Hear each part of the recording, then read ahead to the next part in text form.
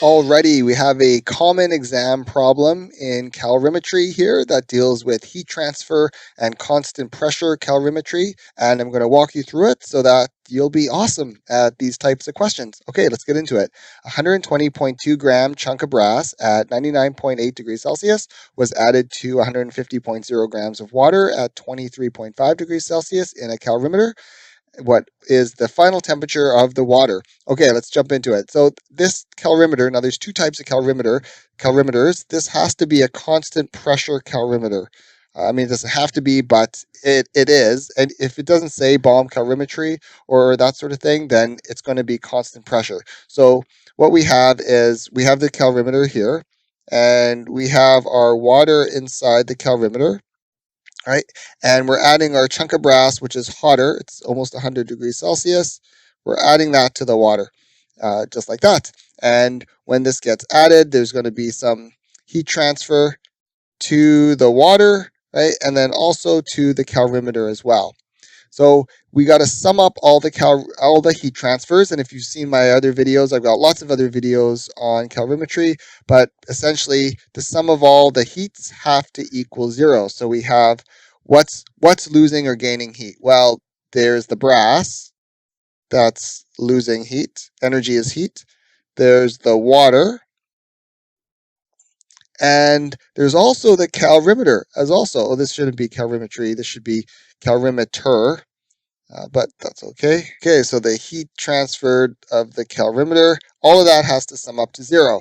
Now, when we're dealing with substances here, then we use what I call the MCAT equation because it looks like MCAT, the energy transferred as heat, equals MC delta T. And this is going to be for the brass. Plus, we have another MC delta T, another MCAT equation for the water. And then now the calorimeter does have a mass, and we could use MC delta T, but we generally don't, and we don't care about it because we're not given the specific heat of the calorimeter. We are of the brass and the water, and I'll explain what specific heat is shortly. I have in a few other videos. I have ones dedicated to specific heat, but anyways, here we don't have a mass, right? And these other ones are in mass. So this is just straight up the heat capacity of the calorimeter, so Ccal, times the change in temperature of the calorimeter equals 0. Okay, so M is our mass, and that's the mass of the brass. We want the first one, so it's 120.2 grams. We want it in grams, which it is, because we want to cancel out with grams here. So these have to be in the same units, which they are, so that's good.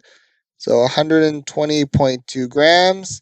Now C is the specific heat, and this tells us how much energy as heat is required to raise 1 gram of the substance by 1 degree Celsius. So for brass, 0.920 means that it takes 0.920 joules to raise 1 gram of brass by 1 degrees Celsius.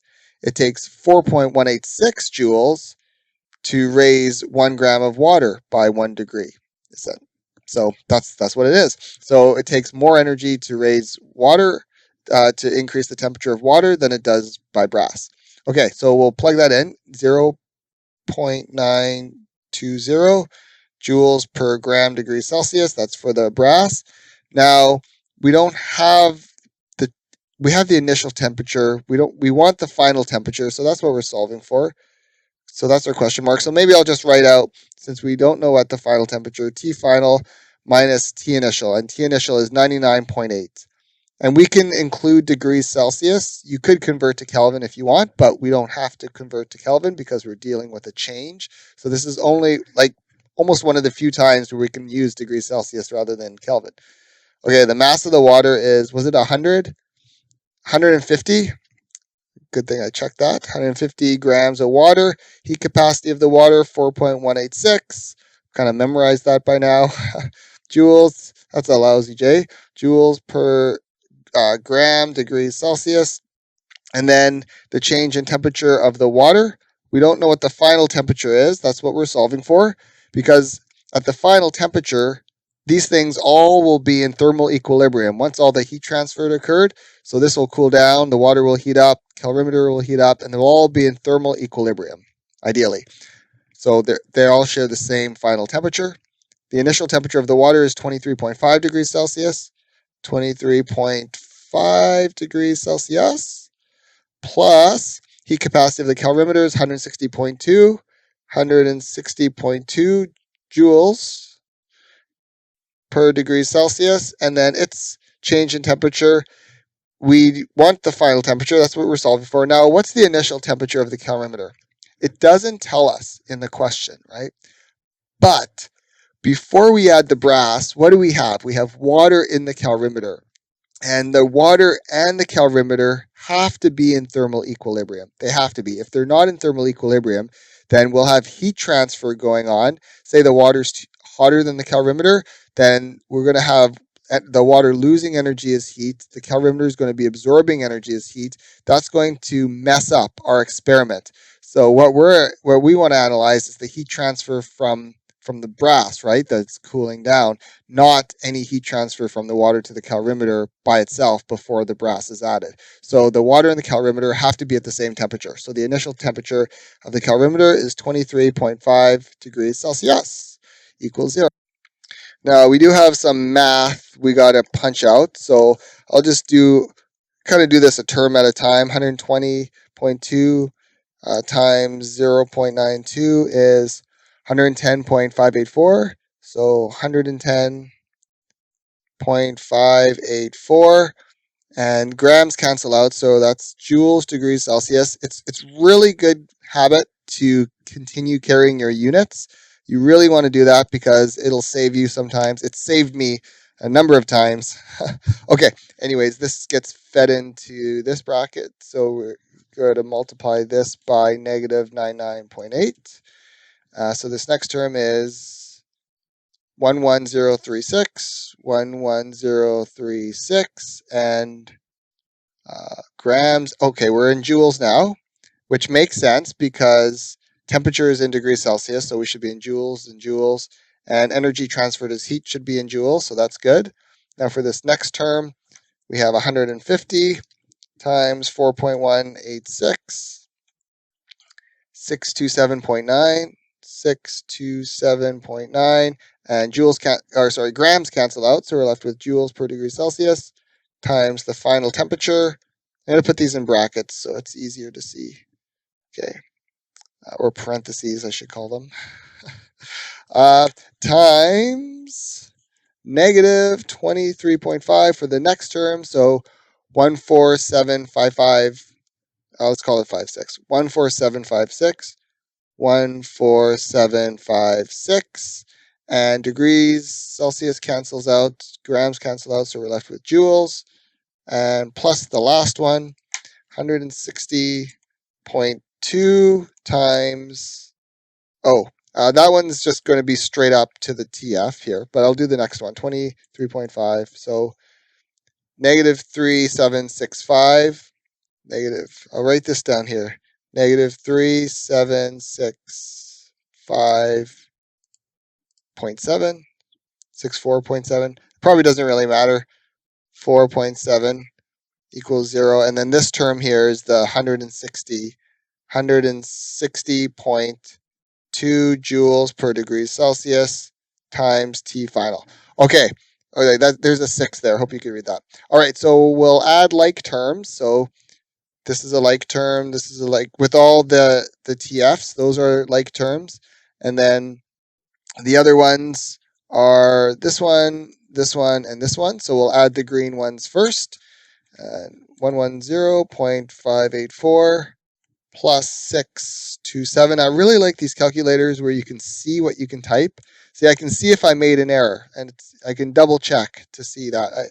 I've made a number of calculation errors on one-line calculators. I'll never go back. I'll always have a calculator where you can see what you can type.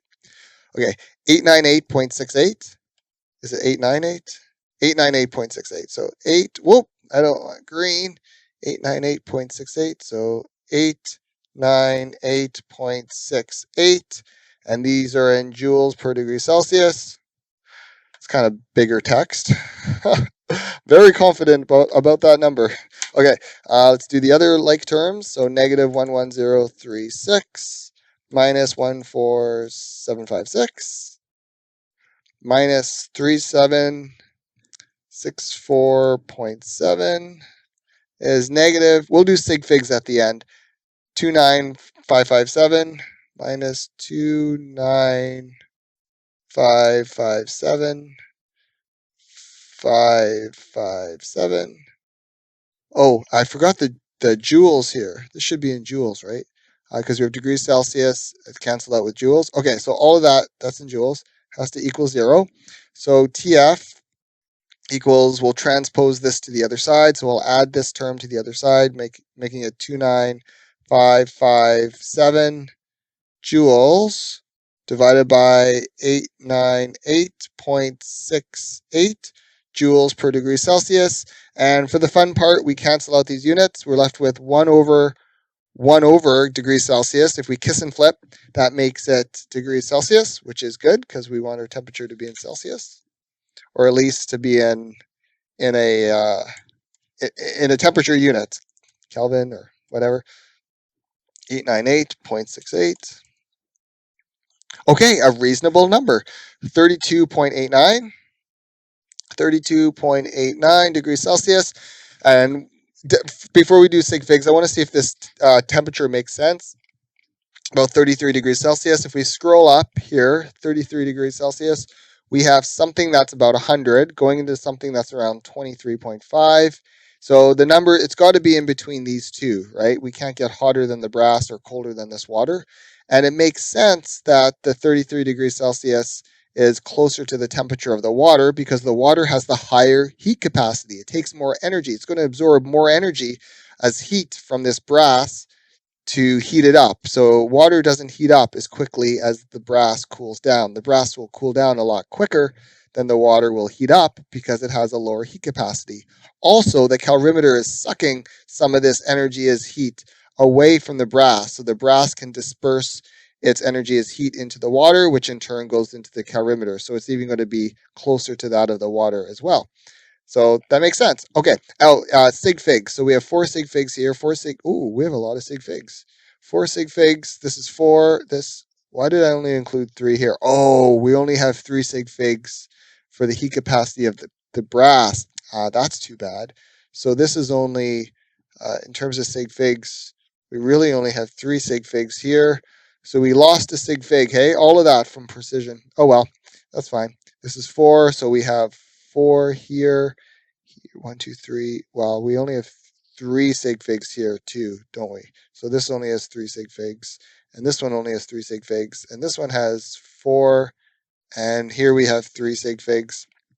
So this answer, when we add these like terms, we only have precision to the tens place value because, see, we're adding terms, so we care about the place value now. And this one is in the hundreds place value, I guess.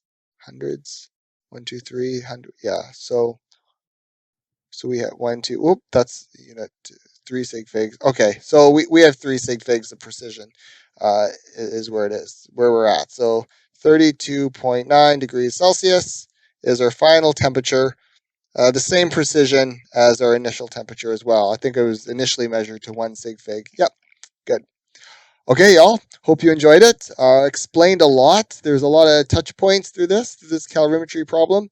And thanks for watching. Check out my other calorimetry problems. And I got many, many, many, many, many other videos in thermodynamics and other aspects of chemistry, also math and physics. So see you in the next one. Cheers.